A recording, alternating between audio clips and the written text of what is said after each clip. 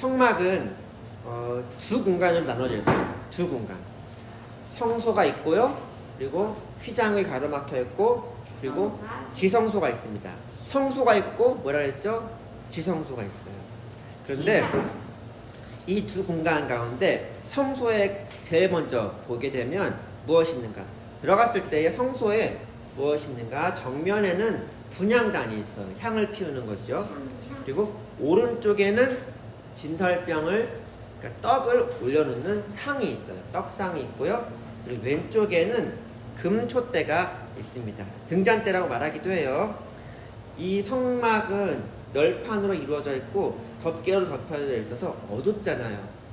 그래서 그 등잔대가 비춰지지 않으면 어두운 가운데 있다라는 거예요. 어둠 속에서 유일하게 빛을 발하는 것이 바로 등잔대입니다. 이 등잔대 사진을 주부에 넣어놨는데, 거기 보시면은 마치 가운데 줄기에 뻗어나가는 가지가 있는 것처럼 볼 수 있어요. 그래서 총 7개의 꽃받침이 있습니다. 7개의 꽃받침. 누가 찍었어요? 근데 이 등잔대를 메노라라고 말하기도 해요. 메노라. 사진을 첨부했는데 이게 하는 역할이 무엇일까? 여기다가 불을 펴는 거예요. 불을 키우는 거. 그래서 어떤 교회에서는 강대상 앞에 촛대를 놓는 경우도 있습니다. 예전에 제가 군포에 있을 때에 선한목자교회에서도 강대상에 촛대를 놓았어요. 그래서 초를 켰죠. 또 어떤 사람은 자기 개인의 신앙 생활에 적용한다는 생각으로 자기가 있는 방 안에다가 촛대를 놓기도 합니다. 그래서 거기에 불을 붙이는 거예요. 어쨌든 이 등잔대에 대한 설명. 순금으로 만드는데 만드는 방법이 특이합니다. 만드는 방법이 특이해요. 등잔대를 쳐서 만들어라 라고 성경은 기록합니다. 쳐서 만들어라. 자, 생각을 해보세요. 줄기가 이렇게 있어요. 줄기가 있고 가지가 양쪽으로 3개씩, 그래서 총 7개의 가지에 꽃받침이 있는데 만들기가 쉽지가 않겠죠. 정교하게 만들기가 어려워요. 그래서 이런 거는 주로 이렇게 틀을 만든 다음에 그 모양 그대로 틀을 만든 다음에 거기에다가 금을 녹여서 부어서 만드는 그런 경우가 대부분입니다. 그러면은 예쁘게 나오잖아요. 그런데 성경에서는 만드는 방법을 쳐서 만들어라 라고 이야기합니다. 영어로 보면 뭐라고 이야기하냐? 망치로 친다. 망치로 치라는 의미가 있어요. 녹여서 만드는 게 아니라 망치로 뚝딱뚝딱 쳐서 이게 연화해지면 모양을 빚어가고 뚝딱뚝딱. 그래서 부어서 만드는 것이 아니라 쳐서 만드는 것. 쳐서 연하게 하고, 그리고 두들기는 아주 정교한 작업. 금세공업자가 이것을 한다고 생각해 보세요. 근데 또 이건 보면은 성경에 한 덩이로 만들 때, 마지막에 그렇게 얘기했죠. 39절에 한 달란트로 만들 때. 이게 줄기가 있고 가지가 뻗어나가는데 마치 하나 기둥을 만들고 거기다가 6개의 가지를 양쪽에다가 딱딱딱 붙이는 게 아니라 한 개의 가지로 만든다는 거예요. 한 가지 종이로 만드는 것처럼 뜯어서 붙이는 게 아니라 한 덩이의 순금으로 만듭니다. 각자 결합하는 것이 아니라 딱딱딱딱 가지 내고 또 두들겨서 가지 내고 두들겨서 가지 내고. 생각을 해보세요. 쉽지가 않은 거죠. 그래서 어떤 도자기 장인이 이런 말을 했는데 잘 들어보세요. 형틀에 찍어내는 도자기는 누가 봐도 반듯하다. 그런데 장인의 손을 거쳐서 두드리고 빚어내는 도자기는 모양이 다 다르지만 그래도 그 안에 온기가 있다. 따뜻한 온기가 있다라는 거예요. 등잔대 역시 그렇다는 거죠.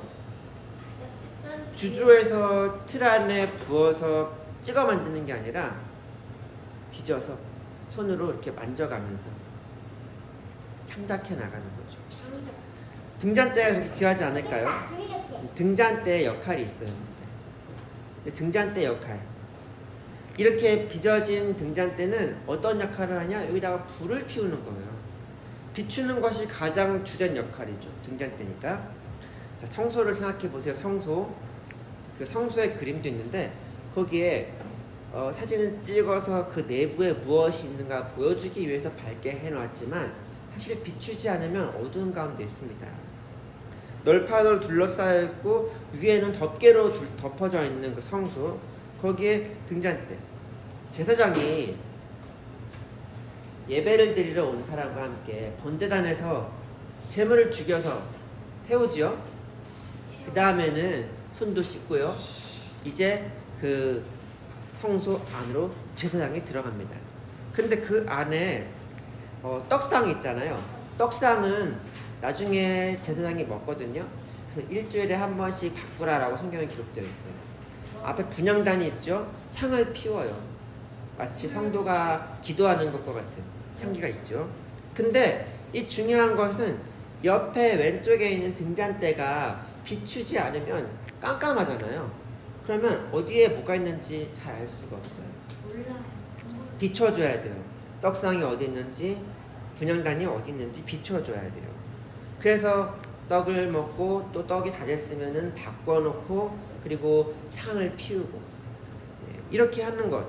만약에 빛이 없으면 방향을 잃어버리게 된다. 동굴 탐험할 때도 손전등이 없으면 내가 지금 어디로 가는가 잘 알 수가 없죠. 마찬가지로 미로도. 그 빛을 비추는 것. 근데 이것은 사실 제사장의 역할입니다. 성경에 보면 제사장에게 등잔대에 불을 비추라라고 이야기해요. 다른 말로 하면 불을 관리하라는 거죠. 관리하는 거. 어떻게 관리하는지 성경에 보면 감람나무 기름으로 등불을 켜되 끊이지 않게 하라.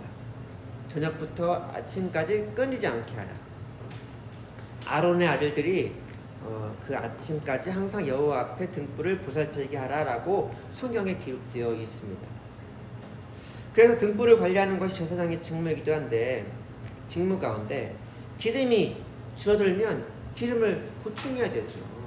기름이 줄어들면 기름을 보충하고 등불 가운데 불이 타는데 심지가 썩어지고 그리고 심지가 불똥이 생기면 걸러줘야 돼요. 걸러주지 않으면 불이 타오르다 죽고 그래요. 그래서 심지가 불똥이 생기면 잘라내야 되는 거. 불씨를 죽어갈 것 같으면 기름을 부어주고 잘 살펴야 하는 것이 제사장의 역할입니다. 그래서 관리하는 거예요. 무엇이 필요한가? 기름 필요하고요. 그리고 또 불집게. 그리고 성경에 보면 그 불똥 그릇도 있다라고 말을 해요. 이걸 통해서 제사장이 불을 관리하는 겁니다.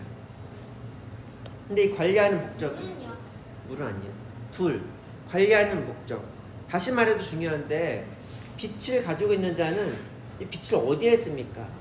빛을 가지고 있는 자는 빛을 비추는 데 쓰는 거예요. 비추는 데 써야 돼요. 우리는 등불을 켜는 데만 초점을 두잖아요. 근데 켜는 데만 초점을 두는 게 아니라 켰으면 이걸 어디에 비춰야 된다라는 것입니다. 말씀 보세요. 오늘 말씀에 등잔대가 앞을 비추게 하라라고 이야기를 합니다. 앞을 비추게 하라. 등불은 반드시 비추도록 해야 돼요. 덮개로 덮여있는 그 성소 안에 어둠을 비추어주는 것이 역할입니다. 창문이 없잖아요. 창문이 있으면 빛이 들어올 텐데 창문이 없어요. 그렇게 만들어졌어요. 빛이 들어올 수 없는 공간, 차단되어 있는 공간에 등잔대를 통해서 빛을 비추는 것, 밝히는 공간입니다. 성소 안에 있는 유일한 빛, 등잔대의 빛입니다. 등잔이 그곳을 비춥니다. 성소 안에 비추어서 다른 것들을 눈에 보이게 한다라는 거예요. 빛이 비춰져서 제사장이 그 안에 들어가서 떡을 진열하고 향을 피우고 그리고 또 나중에는 1년에 한 번씩 휘장을 걷고 지성소 안에 들어가는 것, 그 역할을 한다라는 거예요. 그렇게 빛을 비추면서 하나님의 집이 어두워지지 않도록 지키는 것. 제사장의 입장에서도 떡상을 바라보고 그리고 분향단도 바라보게 한다는 거예요. 성소 안의 기물들이 각자 역할이 있잖아요. 분향단, 떡상, 등잔대, 그 의미를 생각해 볼 수 있게 한다는 거예요. 어둠 속에서는 떡상이 어디 있는지 알 수 없고, 분향단의 의미를 잃어버리고, 진설병을 먹고 향을 피우는 것 어디에서 해야 할지 알지 모를 때에 분향단이 피운다. 비춰줘서. 하나님께 나아가는 그 방향이 있잖아요. 그 나아가는 방향, 하나님께 나아가는 방향을 잃어버리기 쉬울 때 등잔대가 비춰진다 하는 이야기입니다. 어두운 밤에 빛이 사라지면 우왕좌왕하지 않겠습니까? 방향을 잃어버리는 것과 마찬가지죠. 오른쪽에 왕이 있고 오른쪽, 왼쪽, 그렇지. 왼쪽에 왕이 있는 건데. 근데 생각해 보세요. 그 오른쪽에 왕이. 예배라고 다를까요? 예배라고 다를까 생각해 보세요.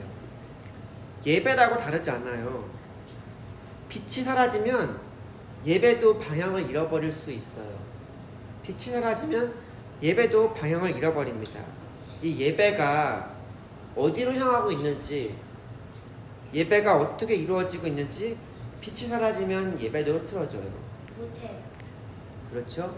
예배가, 내가 하나님께 드리는 예배가 나에게 빛이 비춰지지 않으면 나도 어디로 향해 예배드리는지, 무엇을 위해 예배드리는지 알 수 없다라는 거예요.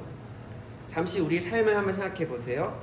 우리의 삶, 우리의 예배, 우리의 인생 흐트러지지 않았습니까?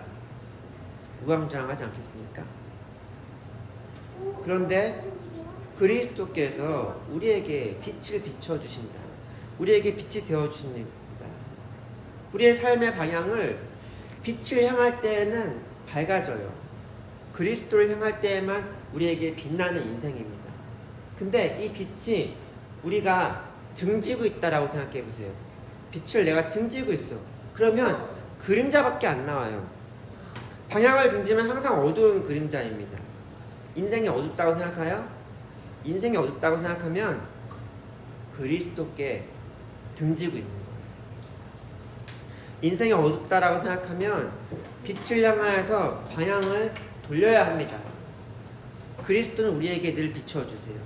그럴 때 성경은 우리에게 이렇게 말합니다. 너희가 전에는 어둠이더니 이제는 주 안에서 빛이라. 너희는 세상의 빛이라. 산 위에 있는 동네가 숨겨지지 못할 것이다. 그리고 이렇게 말해요. 너희 빛이 사람 앞에 비치게 해라. 성경은 그렇게 말합니다. 너희의 착한 행실을 통해서 비치게 해라. 하늘 아버지께 영광을 돌려라. 여러분, 말씀을 정리해 보겠습니다. 어두운 우리의 마음에 빛을 비춰주시는 분, 예수님이 있잖아요. 우리의 삶도 비추게 하십니다.